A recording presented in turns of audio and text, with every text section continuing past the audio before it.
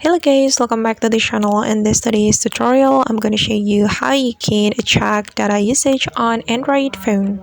Alright guys, let's get into it. Open your settings application on your Android phone. And then you're going to tap on the connection setting. Okay, and since we want to check data usage on our Android phone, we can simply tap on a data usage right here, and here we can check our data usage. So since I have dual SIM card on my Android phone, so I can check both of them. This is the mobile data usage for SIM 1, meanwhile this is for SIM 2. Mobile data usage of SIM 2. And if you want to check the data usage of each application, you just need to click on mobile data usage right here. Okay, and just wait for a moment. It's still loading, as you can see.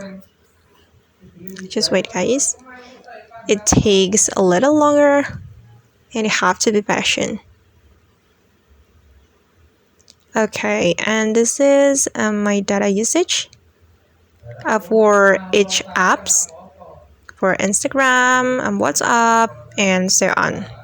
Alright guys, and that's how we can check data usage on Android phone. I hope this tutorial will be useful for you. Thank you so much for watching, and see you on the next video.